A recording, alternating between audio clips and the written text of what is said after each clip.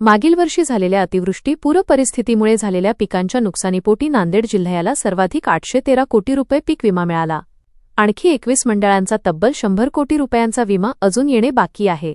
राज्यात सर्वाधिक पीक विमा मिळवण्यात नांदेड जिल्हा 1 क्रमांकावर राहिला। संपूर्ण राज्यात एकूण 1200 कोटी रुपयांचा पीक विमा मिळाला, त्यापैकी तब्बल 813 कोटी एकट्या नांदेड जिल्ह्याला मिळाले। नांदेडचे जिल्हाधिकारी राहुल कर्डिले यांनी आणि जिल्हा प्रशासनातील अधिकाऱ्यांनी यशस्वीपणे पीक कापणी प्रयोग राबवला। हाच पीक कापणी प्रयोग जिल्ह्यातील शेतकऱ्यांसाठी मोठा दिलासा देणारा ठरला। नांदेड जिल्ह्याला 813 कोटी रुपयांचा पीक विमा मिळाला, तर दुसऱ्या क्रमांकावर असणाऱ्या अहिल्यानगर जिल्ह्याला 118 कोटी रुपयांचा पीक विमा मिळाला। पहिल्या आणि दुसऱ्या क्रमांकातील जिल्ह्यांमध्ये तब्बल 700 कोटी रुपयांचा अंतर आहे। तिसऱ्या क्रमांकावर हिंगोली जिल्हा असून हिंगोलीला 98 कोटी रुपयांचा विमा मिळाला। पीक विमा निकषांची पूर्तता करण्यासाठी जिल्हाधिकाऱ्यांनी जातीने लक्ष दिले। पीक कापणी प्रयोगाची वस्तुनिष्ठ अंमलबजावणी करण्यासाठी तालुका स्तरावर समन्वयक अधिकाऱ्यांची नियुक्ती करण्यात आली। पीक कापणी प्रयोग पर्यवेक्षणासाठी स्वतः जिल्हाधिकारी हजर राहत होते। पारदर्शक पद्धतीने पीक कापणी प्रयोग, तांत्रिक पूर्तता, पीक विमा कंपनीच्या अपेक्षांची वेळोवेळी पूर्तता केली जात होती। हा प्रयोग यशस्वी झाल्याने नांदेड जिल्ह्याला सर्वाधिक पीक विमा मिळाला।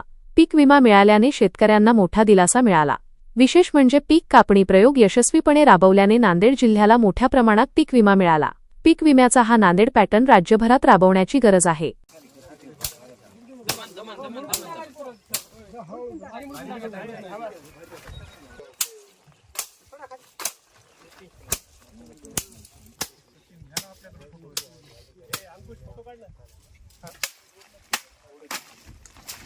यावर्षी नांदेडमध्ये अतिवृष्टी खूप मोठ्या प्रमाणावर झाली होती। जवळजवळ 93 मंडळापैकी 88 मंडळ असे होते जिथं 3-3 वेळा अतिवृष्टी झाली होती।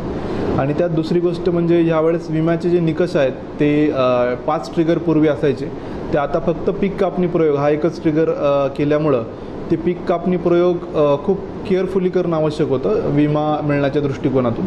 त्यामुळं आम्ही कृषी विभाग, महसूल विभाग, ग्रामविकास विभाग या सगळ्यांच्या समन्वय साधून आम्ही जवळजवळ सर्व अधिकाऱ्यांच्या कमिट्या बनवल्या, ज्याच्यामध्ये मी स्वतः जिल्हा परिषद CO, additional collector, additional CO, सर्व SDOज, सर्व उपजिल्हाधिकारी सर्वांना मी हे प्रयोग इन्स्पेक्शन करण्यासाठी फील्डवर पाठवलं।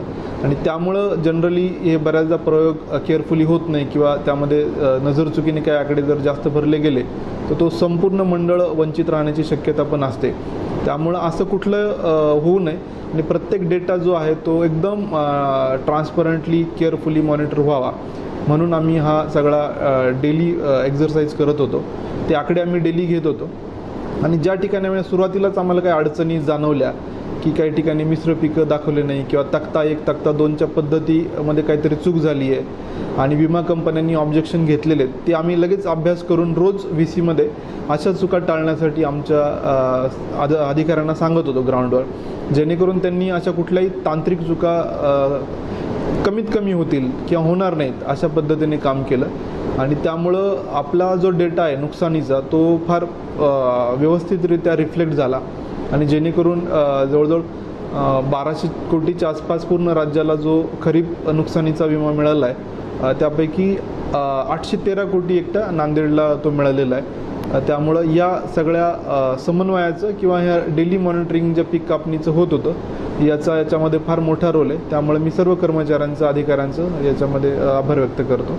आणि त्यामुळे मॅथमॅटिकल फॉर्म्युला आहे, एका मंडळामध्ये 2 रँडमली प्लॉट सिलेक्शन केलं जातं, त्याच्यामध्ये त्या प्लॉटचा एक भाग आपण डिमार्केट करतो, मग त्याची सगळ्यांच्या समक्ष त्याची कापणी करणं, तिथल्या तिथं त्याचं प्रोडक्शन मोजणं, त्यासाठी मग ती सगळं धान्य आल्यानंतर ते व्यवस्थित चाळणं ज्याच्यामध्ये काही खडे वगैरे येणार नाही, त्यासोबत त्याचं व्यवस्थित मेजरमेंट घेणं, त्यामध्ये ट्रान्सपरंट प्लॅस्टिकच्या या बॅगमध्ये ते मोजणं अपेक्षित आहे। दुसरी कुठली जाड पिशवी घेतली तर त्याचं वजन त्याच्यामध्ये ॲड होईल।